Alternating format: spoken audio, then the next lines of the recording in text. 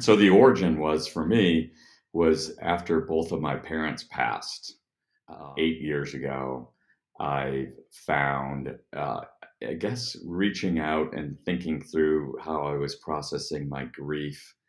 I was aware that there had been, there were some signals and messages that felt like they were out there. And specifically, even 2 days after my father passed, we were carrying a mattress through the garage, my brother and I, and from his extended care facility back into the home, and his car lights blinked.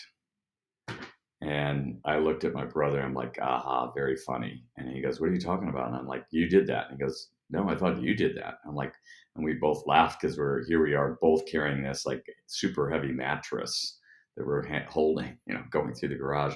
So that was the first time. And then there were other times. And in front of one really, actually really momentous moment, I was getting ready to lead my first workshop at the Esalen Institute in Big Sur, California.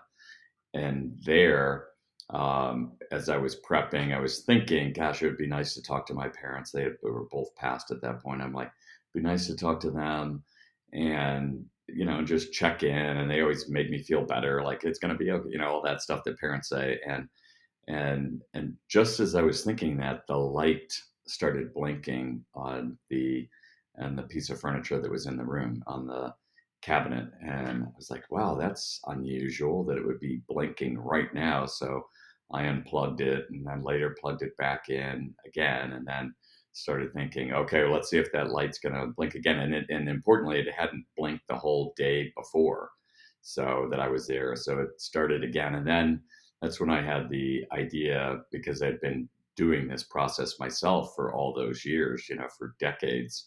I thought, I wonder if I could try to activate my right brain and see if there's anything there. So I just wrote simply the question, is there a message for me? And then use this activation process. And indeed, got what was a paragraph. And when I went back and reread it, it was definitely in my father's voice. And then when I signed it, it wrote with my non-dominant hand, love, Dad. When I came back to St. Louis and compared handwriting, it was almost in the exact same handwriting as his. So I was like, wow, this is really kind of a mind blower.